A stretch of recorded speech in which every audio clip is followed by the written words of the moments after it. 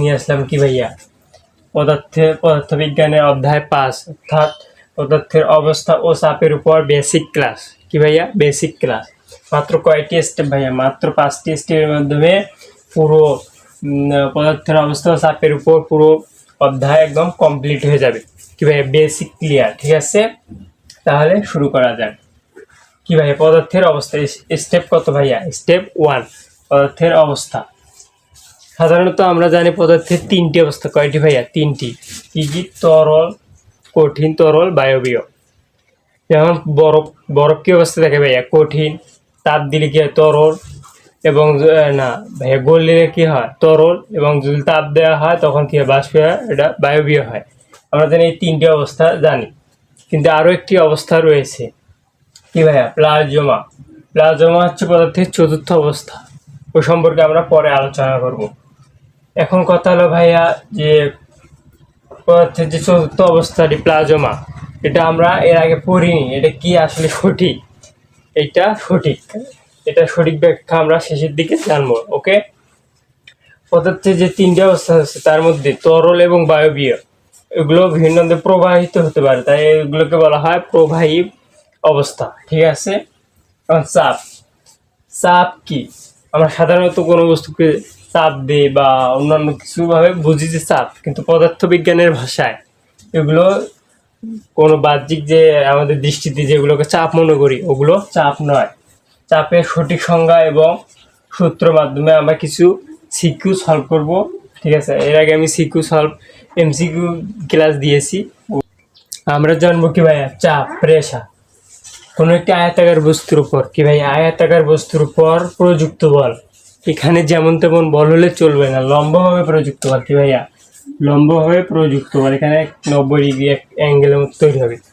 যে short question বা board question থাকবে ওখানে লম্বভাবে প্রযুক্ত বলে দেয়া থাকবে। ঠিক আছে, লম্বভাবে প্রযুক্ত বল যদি এফ হয় এবং যে আয়তাকার বস্তুটি নিয়ে আমরা কাজ করতেছি এটা ক্ষেত্রফল। কি ভাইয়া? ক্ষেত্রফল যদি এ ধরি তাহলে চাপের সূত্রটি আমরা নির্ণয় করতে পারি। ঠিক আছে, আয়তাকার বস্তুর উপর এফ বল প্রয়োগ করা হলে এবং যে ক্ষেত্রফল আছে এটা এ হলে আমরা কি জানবো ভাইয়া?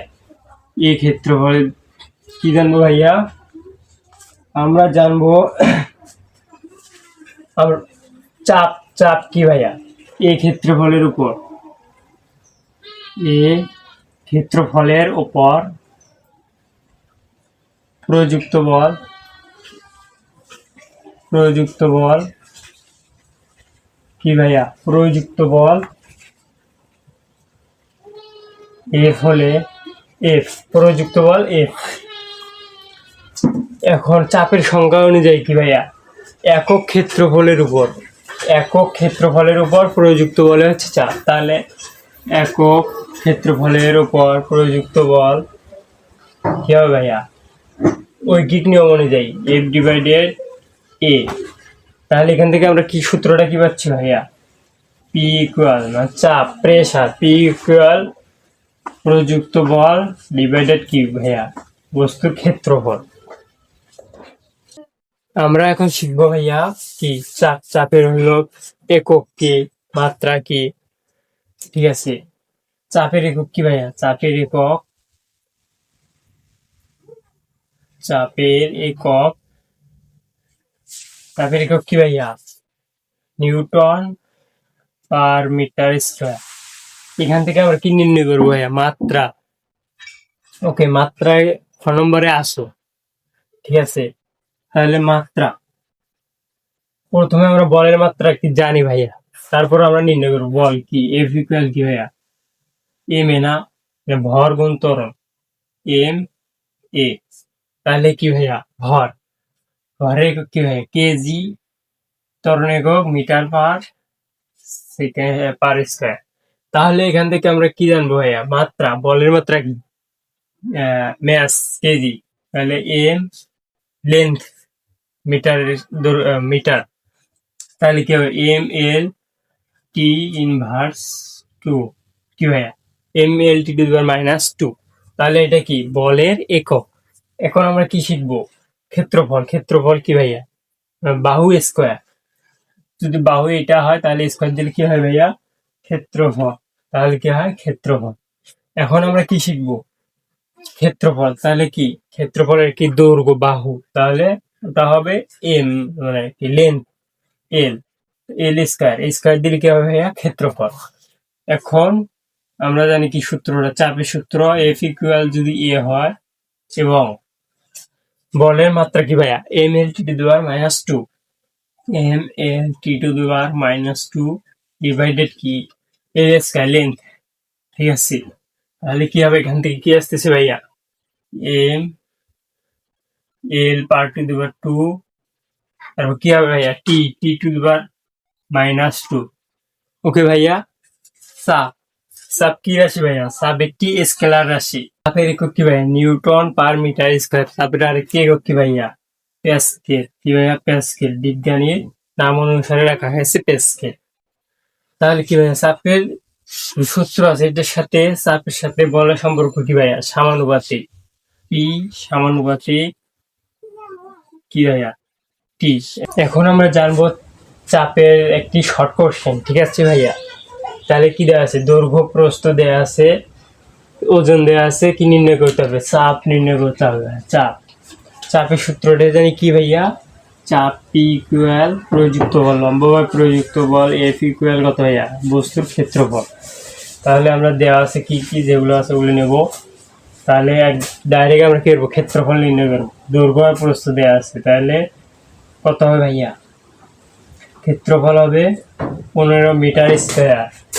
মিটার স্কয়ার কেন হবে ভাইয়া? কারণ কি যে মিটারে মিটারে গুণ করলে কি হবে? Metre square. এখন কি নির্ণয় করব? দেয়া আছে ভর কত ভাইয়া? 600 গ্রাম। 600 গ্রামে আছে, কেজিতে নিলে 1000 দ্বারা ভাগ করতে হবে ভাইয়া। তাহলে কত আসবে? 0.6। এটা কি ভাই? অভিকর্ষ স্তরের বিপরীতে লম্বভাবে প্রযুক্ত বল। তাহলে এটার সাথে কত গুণ হবে ভাইয়া? 9.8। 0.6 সাথে 9.8 গুণ হলে মান কত আসে ভাইয়া? দেখো, চেক করো, দেখো ভাইয়া কত আসে ভাইয়া? 5.88। 5.88। এখন যে মানগুলো আছে ওগুলো আমরা চাপের সূত্র বসাও, ঠিক আছে ভাইয়া? একদম সোজা না? তাহলে কি 5.88 ডিভাইডেড কত ভাইয়া? 15। তাহলে কত আসে? দেখো ভাইয়া, দেখো 0.392। 0.392। এটার একক কী হবে ভাইয়া? নিউটন পার মিটার স্কয়ার এবং অথবা কী হবে? প্যাসকেল। ওকে, ক্লিয়ার ভাইয়া? তাহলে এখন আমরা কি শিখবো? ঘনত্ব নিয়ে কাজ করবো। ওকে,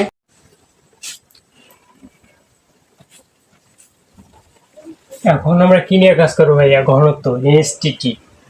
ঘনত্ব জিনিসটা কি ভাইয়া? সকল বস্তুর ঘনত্ব কিন্তু কোনোদিন সেম হবে না, ঠিক আছে? তাহলে মনে করি কি কাচের, লোহার ঘনত্ব ভিন্ন, আবার যে তরল পদার্থের যে ঘনত্ব এটা ভিন্ন, পানি এবং যে মধু দুইটাই তরল, তারপর ঘনত্ব ভিন্ন, ঠিক আছে?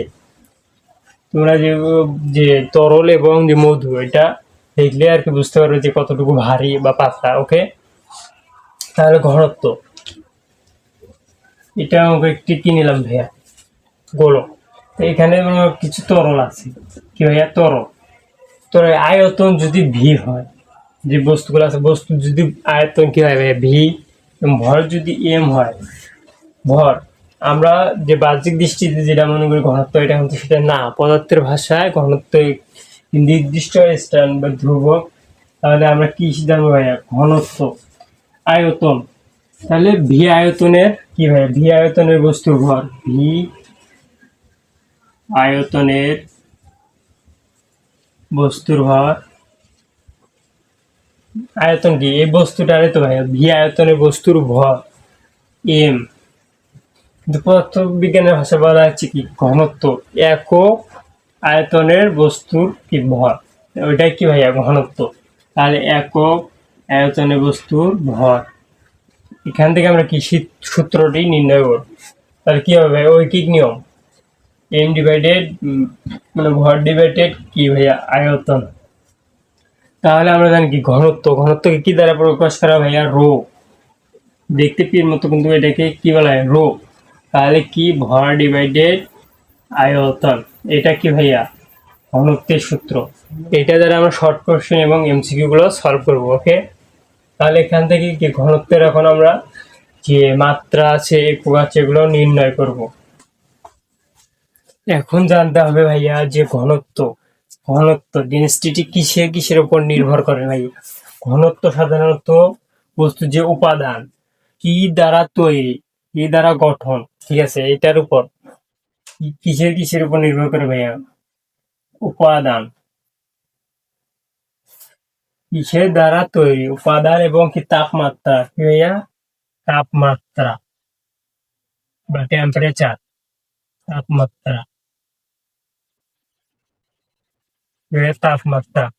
তাপমাত্রা কারণ কি, তাপমাত্রার দ্বারা কি বস্তু মানে গলন বা তরলে পরিণত করা হয় এবং কঠিন অবস্থায় থাকে, এই কারণে ঘনত্বটা কি ভিন্ন হয়। তরল এবং কঠিনে যে ঘনত্ব এটা ভিন্ন, সেই জন্য উপাদান এবং তাপমাত্রার উপর ঘনত্ব নির্ভর করে। ওকে, এখন আমরা কি নির্ণয় করবো ভাইয়া। এখন আমরা নির্ণয় করবো ভাইয়া, ডাস্টারটা কোথায় দিয়ে রাখা, এই তো ভাইয়া। এখন আমরা কি নির্ণয় করব, মাত্রা। তার আগে আমার জানতে হবে কি ভাই, যে আয়তন রো ইকুয়াল এর কি একক, কি ভাইয়া, একক হবে কি, KG metre cube. Metre cube মানে কেন হলো ভাইয়া, ঘনত্ব কি, যে দৈর্ঘ্যের উপর যে কিউব দেওয়া হয় বা কোনো বস্তুর একক দৈর্ঘ্যের উপর কিউব দেওয়া হয়, তাদেরকে এটা হয় ঘনত্ব। তাহলে ভরের একক কি ভাই, কেজি, এবং আয়তন এম কিউব বা এ কিউব, যেমন দৈর্ঘ্যের উপর কিউব দিলে কি হয়, আয়তন। তাহলে কি হলো ভাই, কেজি মিটার কিউব। এখান থেকে আমরা কি নির্ণয় করব, এখান থেকে আমরা নির্ণয় করব ভাইয়া দৈর্ঘ্য, যে যে বলে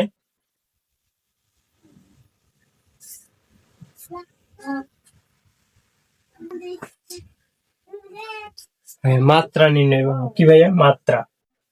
তাহলে কেজি ম্যাস, তাহলে এম দৈর্ঘ্য length, M L per to the power cube বা M L to the power -3। তাহলে কি হলো, এটা কি হলো ভাইয়া, মাত্রা। গ্রুপ পাইলে ভাইয়া নোট করে রাখ, ঠিক আছে। এখন আমরা একটি শর্ট কোশ্চেন আছে ঘনত্বের উপরে, এটা সলভ করবো। ওকে, ঘনত্ব আমরা জানি কি ঘনত্ব, আমরা জানি কি ভাইয়া, মনে আছে তো, রো ইকুয়াল কি ভাইয়া, ভর, বস্তুর ভর ডিভাইডেড কি বস্তুর আয়তন। তাহলে কি কি দেয়া আছে, আয়তন সরাসরি কি আছে ভাইয়া, মিটারে দেয়া আছে, মিটার কিউবে, তাহলে এটার কোনো কাজ করা লাগবে না। এখন কি দেওয়া আছে ভাইয়া, বস্তুর ভর, ভর কত দেওয়া আছে, 1500 কেজি। কেজিতে গ্রামে দেওয়া আছে কি, গ্রাম। তাহলে এখান থেকে কি করতে হবে, কেজিতে নিতে হবে, কত দ্বারা ভাগ করে ভাইয়া, ভাগ করতে হবে 1000 দ্বারা। তাহলে কত আসবে ভাইয়া, বোঝাই যেতেছে যে 1.5, কারণ কি 1500 কেজি, 1500 গ্রাম হলে কত হতে হয়, 1.5 কেজি, 1.5 কেজি, ঠিক আছে। তাহলে এখন ডাইরেক্ট যে মানগুলো আছে ওগুলো আমরা সূত্রে বসাবো, ঠিক আছে। ভর দেওয়া আছে কত ভাই, 1.5 কেজি, এবং আয়তন দেওয়া আছে কত ভাই, 3.02, কত আসে ভাইয়া, 4.53। এককটা কি হবে ভাইয়া, কেজি মিটার কিউব। ওকে, তাহলে আমরা কি করবো এখন, যে বাকি যে স্টেপ গুলো অঙ্ক আছে ওগুলো সলভ করবো। এটা স্টেপ কত ভাইয়া, স্টেপ 3। ওকে, এখন আমরা কি নিয়ে কাজ করবো ভাইয়া, স্টেপ 4 অর্থাৎ তরলের ভিতরে চাপ নিয়ে কাজ করবো। এটা একটা পাত্রের মধ্যে কি রাখা আছে ভাইয়া, পানি, তরল। আর তরলের মধ্যে কোনো একটি বস্তু ডোবালে একটা চাপ অনুভব হয়। যখন আমরা পুকুরে বা কোনো জায়গায় গোসল করি তখন একটা চাপ অনুভব হয়। যারা পুকুরে গোসল করছে তারা ঠিক বুঝবে, ঠিক আছে। তাহলে কি ভাইয়া, তরলের ভিতরে চাপ, উচ্চতা যদি এইচ হয় বস্তুটার, এবং কি ক্ষেত্রফল যদি এ হয়, আমরা জানি আয়তন কি ভাইয়া, ক্ষেত্রফল গুণ উচ্চতা, এটা হবে আয়তন। আমরা কি চাপের সূত্র কি ভাই, তরলের ভিতরে চাপ, আমরা চাপের সূত্রটা কি জানছি, চাপ P ইকুয়াল বস্তুর ভর ডিভাইডেড কি ভাইয়া ক্ষেত্রফল। ওকে, তাহলে ভর কি, তরলে যে অভিকর্ষ ত্বরণ, ত্বরণের যে কি ভাইয়া অভিকর্ষ ত্বরণের বিপরীতে যে বল প্রয়োগ করে, এর কারণে কি হবে mg 9.8 গুণ হয়, তারপর কি ভাইয়া ক্ষেত্রফল। তাহলে আমরা কি আবার যে ঘনত্বের সূত্র কি ভাইয়া, ঘনত্বের সূত্র এটা কি ভাইয়া রো ইকুয়াল কি জানি ভাইয়া, বস্তুর ভর ডিভাইডেড আয়তন। এখান থেকে আমরা এম বাইর করলে কি হবে ভাইয়া, ভি ইন্টু কি হবে রো, ভি ইন্টু রো। ঠিক আছে, তরলের ভিতরে চাপ, এটা নিয়ে কাজ করার জন্য আমরা কি করবো এখন, ভি ইন্টু রো। তাহলে কি ভাইয়া ভি আয়তন কি ভাইয়া এ গুণ এইচ, মানে যে ক্ষেত্রফল গুণ উচ্চতা, তাহলে এ গুণ এইচ গুণ কি ভাইয়া রো। কথা হচ্ছে কি ভাইয়া আমরা নির্ণয় করবো কি ঘনত্ব, ওকে, গুণ এইচ গুণ পি। তাহলে যে কি এটা ভাইয়া এম এর মান, মানে ভরের মান বাড়ছে কি ভাইয়া ভর। তাহলে আমরা যদি আবার যে চাপ প্রেসার, এখানে যদি আবার যদি যে এম এর মানটা বসাই কি ভাইয়া ই গুণ এ উচ্চতা গুণ ভাইয়া কি রো ডিভাইডেড কি আছে ভাইয়া এ।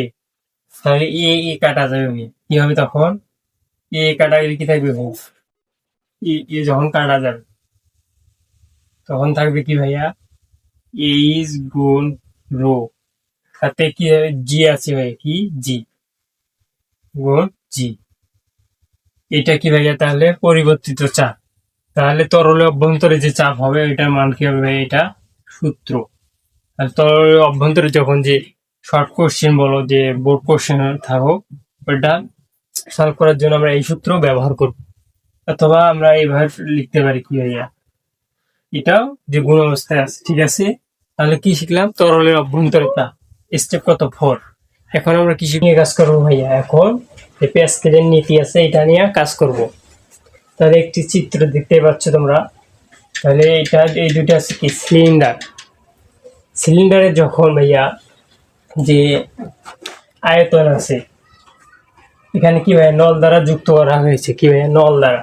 যখন এখানে F1 দুইটা আছে সেই জন্য কি নিলাম ভাই F1 চাপ প্রয়োগ করা হবে, তখন কি হবে এখান থেকে সমানভাবে চাপ প্রবাহিত হয়ে উপরের দিকে কি হবে বৃদ্ধি পাবে। তাহলে কি ভাইয়া একটু পরিমাণে বল বৃদ্ধি পাবে, আয়তন কি ভাইয়া আয়তন।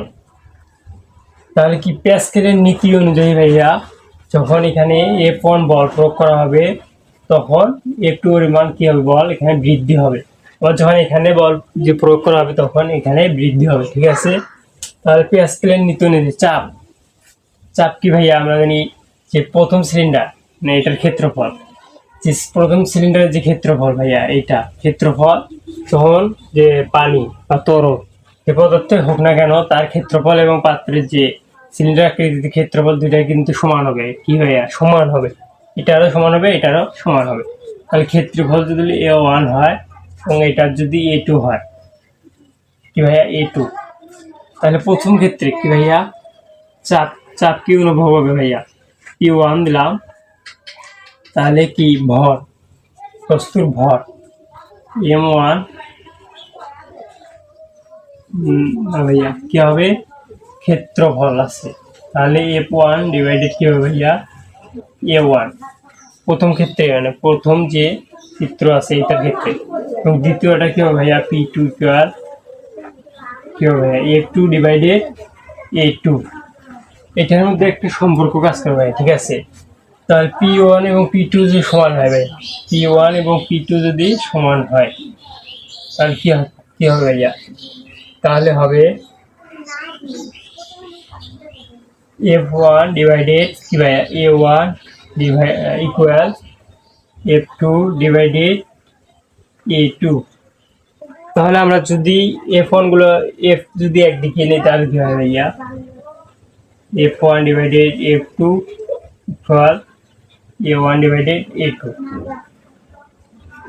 তাহলে ভাইয়া এই সূত্রটা মনে রাখতে হবে, ঠিক আছে। তাহলে ভাইয়া আজকের ক্লাস এই পর্যন্তই শেষ। তাহলে আমার যে ইউটিউব চ্যানেলটি আছে এটা সাবস্ক্রাইব করে লাইক কমেন্ট শেয়ার করবেন, পাশে থাকবেন, অন্যকে দেখার সুযোগ করে দেবেন, ঠিক আছে। তাহলে আমার যে ইউটিউব চ্যানেলটি আছে এটা সাবস্ক্রাইব